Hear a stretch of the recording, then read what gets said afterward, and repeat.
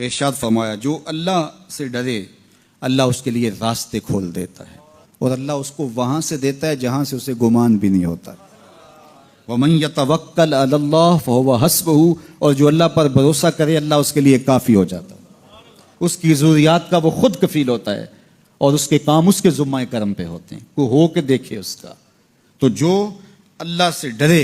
اللہ اس کے لیے راستے بناتا ہے۔ حضرت عوف بن مالک رضی اللہ تعالی عنہ الاشجعی حضور کی خدمت میں حاضر ہوئے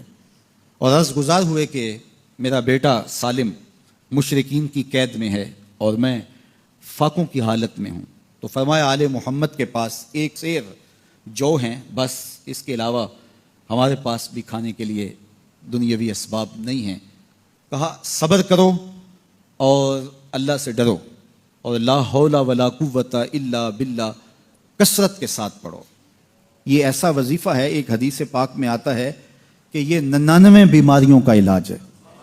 اس میں سب سے کم درجے کی بیماری ہم اور غم ہے، یہ دکھوں کا مداوع ہے، مشکلات کا علاج ہے، اور یہ وظیفہ میرے حضور نے بتایا۔ حضرت ابو ذر غفاری رضی اللہ تعالیٰ عنہ کو حضور نے 5 چیزیں بتائی تھی، ان میں سے 5ویں چیز یہ تھی کہ ابو ذر کثرت کے ساتھ لا حول ولا قوت الا باللہ پڑھا کرو۔ فرمایا عرش الہی کے نیچے ایک خاص خزانہ ہے، یہ وظیفہ وہاں سے آیا ہے، یہ زندگی میں معمول بنا لو، جب پھنس جاؤ مشکلات میں آ جاؤ تو لا حول ولا قوت الا باللہ پڑھو، اللہ راستے کھولے گا۔ تو حضور نے 3 چیزیں فرمائی، اللہ سے ڈرو، صبر کرو اور کثرت کے ساتھ لا حول ولا قوت الا باللہ پڑھو۔ وہ فرماتے ہیں کہ میں یہ عمل شروع کیا، ابھی گھر میں بیٹھا ہی تھا کہ دروازے پہ دستک ہوئی، تو میں اٹھا کہ دروازہ کھولوں دیکھوں کہ کون ہے، تو دروازہ کھولا دیکھا میرا بیٹا کھڑا ہے اور اس کے پیچھے 100 اونٹ کھڑے ہیں۔ تو میں نے کہا کہ تم اور یہ اونٹ؟ کہا مجھے موقع لگ گیا، میں ان کی قید سے بھاگ آیا اور آتے آتے ان کے 100 اونٹ بھی ہانک لایا ہوں۔ وَيَرْزُقْهُ مِنْ حَيْثُ لَا يَحْتَسِبُ، وہ تمہیں وہاں سے رزق دے گا جہاں سے تمہیں گمان بھی نہیں، اس کے ہو کے تو دیکھو۔ اللہ اکبر، اللہ کے ہو جاؤ تو پھر وہ تمہاری ضرورتوں کا کفیل ہو جائے گا۔ فرمایا حضرت عبداللہ ابن مسعود رضی اللہ تعالیٰ عنہ نے کہ کسی شخص کو فقر و فاقہ آ جائے تو وہ لوگوں کو بتائے کہ میں آج کل بڑے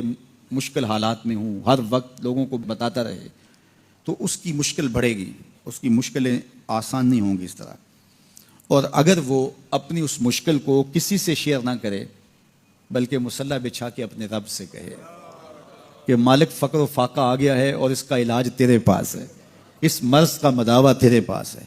تو حضرت عبداللہ ابن مسعود فرماتے ہیں کہ رسول کریم نے فرمایا جلد یا بدیر اللہ اس کو مالا مال فرما دے گا۔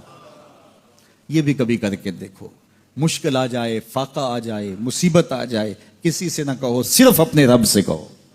پھر دیکھنا اس کی کرم نوازیوں کا می کیسے برستا ہے۔ فرمایا اللہ پر بھروسہ کرنے کا جو حق ہے اگر وہ تم ادا کر دو، وہ تمہیں ایسے رزق عطا کرے جیسے پرندوں کو عطا کرتا ہے۔ ہم تو دکان پہ جانا ہوتا ہے، فیکٹری میں جانا ہوتا ہے، ہم اپنے کاروبار پہ جانا ہوتا ہے، نوکری پہ جانا ہوتا ہے، مزدوری پہ جانا ہوتا ہے، ہمیں پتہ ہے کہاں آج صبح جانا ہے، لیکن پرندوں کو کوئی پتہ نہیں ہوتا کہاں جانا ہے، راس المال بھی نہیں ہوتا، لیکن صبح نکلتے ہیں، شام کو کبھی بھی خالی پیٹ نہیں آئے۔ بن توکل پنچھی اڑ دے، خرچ نہ پلے زیرہ ہو، گھر سے خالی پیٹ نکلتے ہیں، جب واپس آتے ہیں تو پیٹ بھرے ہوئے ہوتے ہیں، اور پھر جو ان کی ضرورت ہوتی ہے اللہ وہ ساری ضرورتیں پوری کرتا ہے، جو جو ضرورت ان کی ہوتی ہے۔ یہ شیر کتنا گوشت کھاتا ہے اللہ روز اسے دیتا ہے، یہ ہنس روزانہ سچے موتی کھاتے ہیں، اور آپ مارکیٹ میں لینے جائیں لاکھوں روپے لگا کے تولے ماشے کے حساب سے آپ خریدتے ہیں، پھر بھی آپ کو یقین نہیں ہوتا کہ یہ سچے ہیں یا 2 نمبر ہیں۔ اور ہنس دنیا پہ کروڑوں جانور پائے جاتے ہیں، روز کھاتے ہیں، صبح بھی، شام بھی، دوپہر بھی، پیٹ بھر کے کھاتے ہیں، اللہ روز انہیں عطا کرتا ہے۔